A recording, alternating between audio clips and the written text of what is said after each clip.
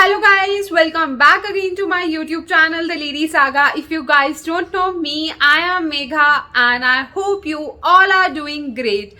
Guys, before we start this video, I request you all to please subscribe my channel and hit the bell button for more such notifications. So in today's video, we are going to talk about is full-time executive MBA option in India a good option or not? Should you consider doing full-time executive MBA or not? जब मैं full time executive MBA programme की बात कर रही हूँ at that time I am talking about full time MBA programme जो सिर्फ और सिर्फ एक्सपीरियंस प्रोफेशनल्स को ऑफर किया जाता है and that too with the placement assistant. सबसे पहले तो हम इसकी कॉस्ट की बात करते हैं कि इस एग्जीक्यूटिव एमबीए प्रोग्राम की कितनी टोटल कॉस्ट है। So if I talk about the executive MBA programme by IIM Ahmedabad, जिसे कि हम PGPX MBA प्रोग्राम भी बोलते हैं, और if I talk about IIM Bangalore executive MBA programme या SP जैन यूनिवर्सिटी की मैं बात करूं, all these programs have a fees of around 25 to 30 lakhs, which is very high and which is not at all cheap for just a 1-year MBA program. Second thing which comes is whether you qualify the required assessment criteria or not. तो इस executive MBA programme में admission लेने के लिए you should have the minimum work experience जो उनकी तरफ से रिक्वायर्ड रहता है, और जो मिनिमम वर्क एक्सपीरियंस रिक्वायर्ड रहता है that is around 5 years to 7 years so as to take admission in these programs. जो थर्ड थिंग रहती है इन एग्जीक्यूटिव MBA प्रोग्राम्स में एडमिशन लेने के लिए that is your GMAT score.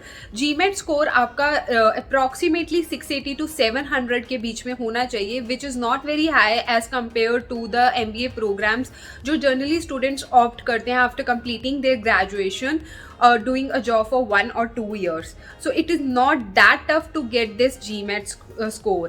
अब बात करते हैं सबसे important point की, that is you need to evaluate if you are the right fit for this MBA program or not. And what I mean to say is that you need to analyze that कि ये MBA program तुम्हारे लिए exactly बना भी है या नहीं. It should not be the case कि तुम्हारे पास 5 साल या 7 साल का work experience है and you decided कि मुझे ये MBA प्रोग्राम करना चाहिए with in investment of around 25 to 30 lakhs, जो कि बहुत कम नहीं है. सो यू शुड बेसिकली एनालाइज कि क्या तुम्हें इससे फ़ायदा होने वाला है या नहीं. So how can you evaluate this? Firstly, you need to analyze that what is the learning from this MBA program. Secondly, you should know that what are the potential placement opportunities from this executive MBA program. It's very easy for you to analyze the learnings from MBA program. As you worked for around 5 to 7 years in a niche profile and you gained a pretty much good experience in that field. So analyze that if this executive MBA program is an add-on to your CV or not. What I mean to say is that whether इस MBA program के learning objectives will upgrade your skills or not, you will become a better professionals with that leadership qualities or not. Suppose if you are working in corporate finance sector for around 5 to 7 years, तो इस MBA program से you are gaining that leadership qualities or not, whether it's giving you that exposure required or not to have a position at senior level. So let's talk about the campus placements. So generally जितने भी ये MBA programmes होते हैं इनकी जो class strength होती है that is around 130 to 140 students, which is coherently very small as compare to other full time MBA programme जो स्टूडेंट जनरली ऑप्ट करते हैं after completing their graduation. So आपको क्या किया जाएगा, आपको एक प्लेसमेंट टीम असाइन होगी. So what the placement team will do after getting companies on board to the campus, they will analyse कि क्लास में मेजॉरिटी ऑफ स्टूडेंट्स किस प्रोफाइल से हैं, किस जॉब प्रोफाइल से है. I mean to say that अगर आपकी क्लास की स्ट्रेंथ 130 to 140 स्टूडेंट्स है, so they are going to write down the key skills की majority of the students IT background से हैं, फाइनेंस बैकग्राउंड से है, रियल एस्टेट बैकग्राउंड से हैं, एंड जिस भी फील्ड से मेजॉरिटी ऑफ द स्टूडेंट्स, जिस भी बैकग्राउंड से मेजॉरिटी ऑफ द स्टूडेंट्स होंगे वो उनसे ही रिलेटेड कंपनीज को कैंपस में बुलाएंगे. फॉर एग्जाम्पल अगर आपकी क्लास में 50 to 60% of the strength IT background से है, so they are going to approach the companies जो कि IT बैकग्राउंड से ही होंगी, एंड उन्हीं स्टूडेंट्स की प्लेसमेंट होगी.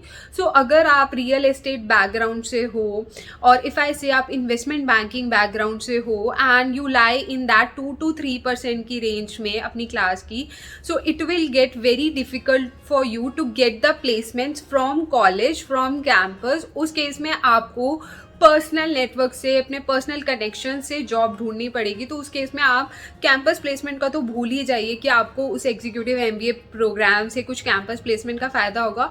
Yes, you will definitely get a job, but you have to put a lot of your own personal effort in that case. Now let's talk about ROI. ROI is return on investment. So generally these MBA programs get you placed with an average package of 25 to 30 lakhs and it's generally written on their websites. ये उनकी websites पे mention रहता है कि हम जो हमारा average campus placement का पैकेज रहता है that is 25 lakhs to 30 lakhs. So roles which are offered are from mid to senior level position with an inclination towards technology. So if you are looking for such kind of roles, then only offer this program.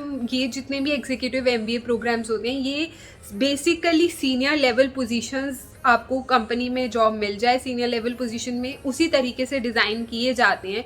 अगर आप for you are looking for a job role as an associate या entry level position के लिए आप job role देख रहे हैं, तो don't think of this MBA programme.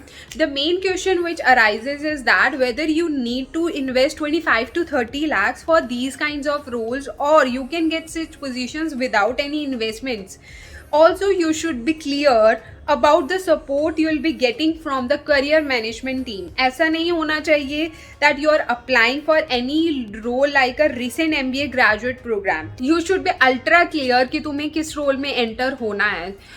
मेरा क्या एनालिसिस रहता है, सबसे पहले तो तुम्हें इसकी फ़ीस एनालाइज करनी चाहिए कि क्या तुम 25 से 30 लाख की फ़ीस अफोर्ड कर सकते हो या नहीं. Secondly, you should analyse the return on investment that कि अगर तुम्हें उस लेवल सीनियर लेवल पोजीशन पे जॉब चाहिए after an experience of 5 to 7 years, तो क्या तुम्हें कैंपस प्लेसमेंट मिल जाएगी, क्या तुम्हें जो भी पैसे तुम इन्वेस्ट करोगे वो वापस से वसूल हो जाएंगे या नहीं. Thirdly, what you should analyse is that कि तुम्हें एक्चुअली में रिक्वायरमेंट है इस एग्जीक्यूटिव MBA प्रोग्राम को ऑप्ट करने की या नहीं, या फिर तुम्हें अपने on the basis of your work experience या डूइंग 1 or 2 सर्टिफिकेशंस ही तुम्हें एक सीनियर लेवल पोजीशन मिल जाएगी. So you should analyse all these factors. And the last thing which I want to say that is the inclination towards technology. What I have observe in the recent years, in the recent past years, and basically pandemic के बाद तो scenario completely change हो गया है. जितनी भी senior level positions है, mid to senior level positions, they have an inclination towards technology. मतलब तुम्हें कुछ ना कुछ IT बैकग्राउंड से आना चाहिए. And if you are keen to earn high amount of money, तुम बहुत अच्छा पैसा कमाना चाहते हो, तो you should have skills from the IT background. जैसे कि तुम डेटा एनालिटिक्स से रिलेटेड कुछ भी कोर्सेज कर सकते हो. For example Python, R, data mining you should learn, tableau, power BI, dashboards, you know, तो तुम्हें ये सब आना ही चाहिए. आई होप ये वीडियो आपके लिए इंफॉर्मेटिव रहा हो and do consider this points before opting for executive MBA programme. So if you like my video, please subscribe to my channel, hit the bell button for more such notifications and do press the like button. Till then, bye bye, take care.